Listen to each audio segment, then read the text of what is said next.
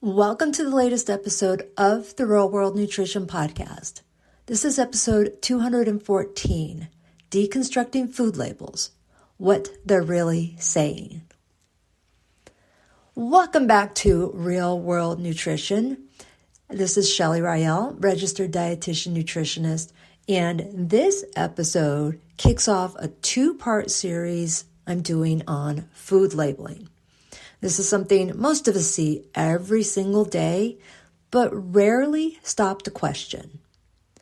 So between the nutrition facts panel, ingredients list, and then all of those front of the package claims like all natural, heart healthy, or good source of protein, it is easy to get confused about what really matters and even what is actually meaningful.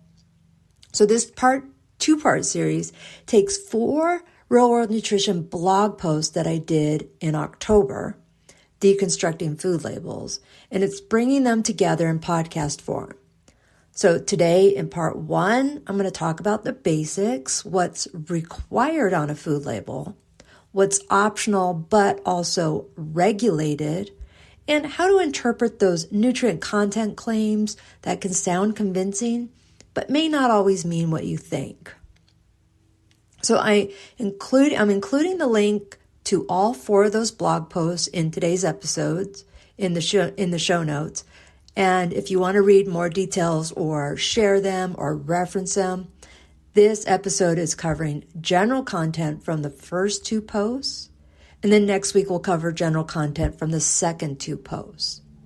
So if you look at the blogs, there will be information there that I am not covering today, but I am covering next week. And those blogs complement this podcast, so you can find more slightly different information there. And each of these 2 episodes I'm doing can be fine all on their own. All right, so let's get started with what is required by law. So required information. At least in the United States, food labels follow strict federal regulations. Everything that's printed on a food package isn't there by accident. There's always a purpose. And some information must appear on every label. And this is the part designed to inform, not necessarily sell. So here's what's required on packaged foods. The name of the product, the name and address of the manufacturer, packer, or distributor, the net content, so the weight or the volume, the nutrition facts panel, the list of ingredients, and if applicable, allergen declaration. So I'm going to break it down a bit more, and some of these sound obvious, like the product name. But sometimes it's intentionally descriptive. So for example, Prego Italian sauce traditional tells you what it is and the flavor. But there can be multiple versions of that. So it's not just saying Italian sauce or spaghetti sauce or pizza sauce. It's very specific. And if you are in a grocery store, you can look. And I just randomly picked this one. You can look and you can see that same brand, multiple versions of what seems like the same thing, but it's different. So the product name. Now, the manufacturer or distributor address, and that's there for accountability. Now, here's what's important to know. It does not necessarily tell you where the product was made or grown. So it's not meant to be misleading. It's to where you have a reference from somebody in the United States. So here's an example of something where coffee is roasted in the United States most often, but in all likelihood, it's coming from another country. So in the United States, we only have one state where we grow coffee, and that's not a large exporter or shipper of coffee. So most of the coffee, or virtually all the coffee in the United States, comes from another country, but it may be roasted in the United States. So the address isn't going to be in Colombia or Venezuela. The address is going to be in the United States because that's the distributor. Next up, the net contents. Again, seems obvious, but this is the number of ounces, grams, or count that can help you compare value across different brands or sizes. Then comes the nutrition facts panel, and that's, of course, the black and white box with serving size, calories, and various nutrients. And I'll just mention this, while putting this together, I realized I haven't covered the nutrition facts panel in detail yet. I do this a lot in my work on a regular basis, and just never occurred to me I haven't written a blog or done a podcast episode about this. So watch for an upcoming episode about more information about the nutrition facts panel in the next couple months.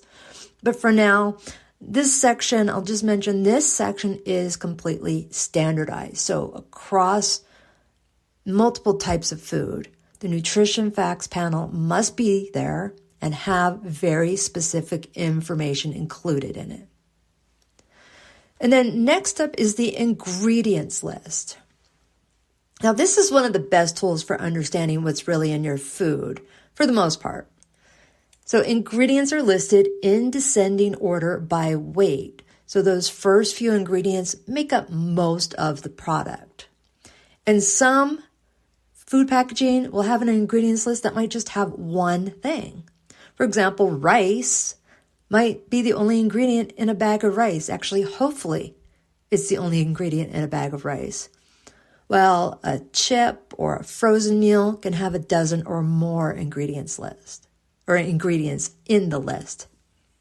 Some of them are very long, but if you look at it more closely, it might say, if you have just say a frozen meal of lasagna, it's going to list the cheese and the ingredients of that cheese, and the tomato sauce and the ingredients of that tomato sauce, and the noodles, what's the ingredients of the noodles, and if there's meat in it, what ingredients might be part of that. So it may be long, but that doesn't automatically make something unhealthy. So that's a key point. People suggest that the length of the ingredients makes something healthy or not so healthy. But here's the thing, a food might include vitamins, minerals, thickeners, or preservatives that serve a function. Those all have to be listed as ingredients. Vitamins and minerals that are added to a food have to be listed as ingredients. So if you look at a loaf of bread or cereal, it will list several of the B vitamins in the ingredients list. Preservatives like lemon juice or salt or natural colors from things like beet juice also have to be listed in the ingredients list. And these aren't harmful. It may make the ingredients list a lot longer, but it's required to be there. So the goal here is transparency. And then, as I've said in the past, now way back in episode 17, if you can't pronounce it, should you not eat it? No, that really doesn't have meaning, or it's not meaningful, because lots of things or lots of people can't pronounce things that are basic, harmless ingredients and potentially likely beneficial. So an ingredient like riboflavin, which recently I saw some public officials were unable to pronounce that, but riboflavin is vitamin B2. So that's not a problem. Just because some people can't pronounce it, it's not something that should be avoided. And I encourage people to look up some of those ingredients that you don't recognize. It could just be a vitamin or a form of a mineral or something that helps keep food fresher a bit longer and reduces food waste. Now, and then the other thing, this is required allergen labeling. It's required if there's the presence of the big 9 allergens. So if there's no chance whatsoever for one of the big 9 allergens to be there, it doesn't have to list allergens. So for example, if you have something like, like Gatorade, it's not going to have any list of allergens because it doesn't have any of the big 9 even remotely associated with it. So the big 9 allergens: milk, eggs, wheat, fish, shellfish, these are 2 separate allergens, fish and shellfish, peanuts, Tree nuts, again, two separate allergens. Peanuts and tree nuts are two different allergens. Soy, and then the most recent added in 2023 is sesame. So sesame is relatively new, but it's among the top 9 most common food allergens. Now, you might also see warnings like processed in a facility that also processes peanuts. So the food doesn't have peanuts in it, but it's in near contact, possible cross contact of peanuts, even if it's not an ingredient. And these declarations exist for safety. They're a big deal for anyone with allergies to these 9 foods, or 9 types of foods. So at the end of the day, required labeling exists for protection and clarity. It tells you who's responsible for the product, what's in it, and whether it could pose an allergy risk, along with the nutrition information that's delineated on the nutrition facts panel. Now, there are optional but regulated information. So optional information, this is parts where it can be a little more confusing, because some of these claims that I say are on the front of the package, can be about marketing. Others, it can be a health claim that does have specific scientific backing in them. So there's 3 categories here.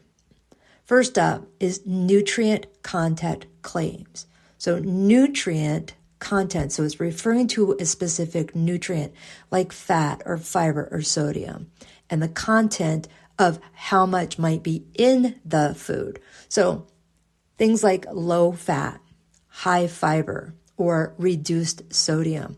These claims are regulated by the FDA. If a company puts one of these terms on the label, it must meet specific criteria. So here's some examples. Low calorie means 40 calories or fewer per serving. So if you eat the whole package, it's going to be more than fewer calories, possibly. But then again, low calorie means 40 calories or fewer per serving. Fat-free means less than half a gram of fat per serving. Some people are shocked by this. They're like, oh, half a gram of fat, there could be a half a gram of fat. Yes, and if you have 4 servings, that's still going to be less than 2 grams of fat. It's not significant. And there's rounding, and just it might be impossible to remove all of it, but it's most of it. The term good source of fiber has meaning, and good source of fiber means there's between 2.5 and 4.9 grams per serving. Now, you don't have to memorize these all. I don't have all these memorized. I just know that they're actually regulated. So here's one more, but there's dozens of these. So I'm just giving you a handful here. Like low sodium means 140 milligrams or less per serving. Now, low sodium and reduced sodium are both regulated terms, nutrient content claims, but they have different meanings. So these are useful to know because you can trust these specific words that they have legal meaning. But here's where it gets tricky. The word light could mean fewer calories or less fat, less sodium, or it might just describe the color or flavor. So for example, light olive oil does not mean it's lower in calories or fat. Now this may seem obvious to some people. Fat is fat, but I've had many people who are surprised by this. So light olive oil simply means the flavor is milder and the color is lighter. But even if you see that word light, one time I bought a vegetable dip that it was Lighthouse brand. That was just my fault. I didn't look. It was not light at all. It just happened to be a brand that said light. So even I've been caught on these. Now there's another one I want to mention too, is there is no definition for low carb or net carbs. These are not regulated terms, there is no definition for low carb. There is no true consistent way of calculating net carbs. I found multiple ways people do this. So these two terms are basically just marketing language. You can't have something that says no carb. That's not really a regulated term, but something like fish naturally has no carbohydrates in it. So, that's next week's episode. So after the nutrient content claims, we have another category called health claims. This one suggests a relationship between a nutrient or food and a specific health outcome. So the health claims refers to a specific health outcome. So here's an example. Fiber helps reduce cholesterol, or calcium builds strong bones. So these are regulated, and these multiple health claims have different levels of scientific support. So for example, the FDA has these classified into levels. And the example of one that has strong evidence is folate reduces the risk of neural tube defects, while others are more uncertain and do have some disclaimers. So just want to say this, folate can reduce the risk of neural tube defects. It doesn't say this bread reduces the risk of neural tube defects. This bread may be rich in folate. Folate reduces the risk of neural tube defects. And here's some things here. Some brands have gotten very clever in their marketing claims. Some brands have gotten into trouble for overstating their claims. And you might remember, you might not, I did notice when this changed, Activia yogurt advertised special digestive benefits beyond what the research supported. And a lot of people thought Activia was somehow more special than any other yogurt, when in fact it is not. But they were advertising it and they were misleading people. They were overstating claims, as I said. And there was a lawsuit and they had to adjust their messaging. And I remember when this happened, I noticed the difference of the messaging, but that's my job. That's my job as a dietitian. I picked up on it because I knew things were like, what are they saying? That's not accurate. Another one that happened was Nutella marketed itself as a healthy breakfast. Again, seems kind of ridiculous, but people thought it was healthy. It's not. It's a treat. And again, that company faced a lawsuit and had to adjust their messaging. So the takeaway here is that not all health claims carry the same weight. Some are supported by strong evidence, and others rely on limited or emerging evidence. Now, again, I don't expect you to know all of these. I don't know all of them. I know how best to recognize them or question it, but I just want you to be aware that health claims and nutrient content claims are a little bit more accurate, I would say, in their marketing. Now, the third category is what are called structure function claims. And these are vague statements like supports immunity or aids digestion. And these don't require FDA pre-approval. They're not necessarily false, but they're often overstated or overhyped. So for example, a package might say supports brain health, but that effect could be minimal. If there was something that did help with brain health definitively, that would be under a health claim. So the only real requirement with these structure function claims is that they have to have a disclaimer and the small print that says, and people, if they are not looking for it, they don't see it, but it's there. This statement has not been evaluated by the Food and Drug Administration.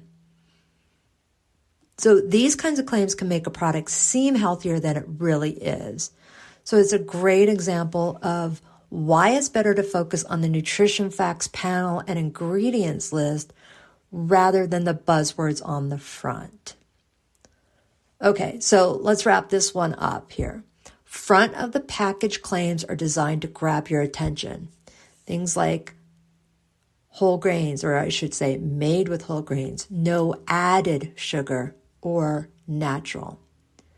So these are topics, these front of the package claims that are designed to grab your attention, are what I'm going to address more in next week's episode. And I'll talk about those misleading claims and the red flags. So here's just a preview of this. When you see something like made with whole grains, it might mean there's just a small of whole grain flour mixed in. So for example, if I make a batch of cupcakes and I put in 1 tablespoon of whole wheat flour and the rest is my all-purpose flour, I can still say made with whole grains. No added sugar doesn't mean it's low in sugar. There might still be plenty of naturally occurring sugar. And then another preview here, natural has no official definition for the most part, so it can mean almost anything. The key takeaway is this: food labels combine required facts, optional but regulated claims, and creative marketing. So the more you understand what's behind the words, the better you can make informed choices and potentially save money. So next time you're at the grocery store or my favorite marketplace, Costco, take a minute to look beyond the front of the package. Flip it over, read the ingredients, see what's required by law versus what's there to sell the product.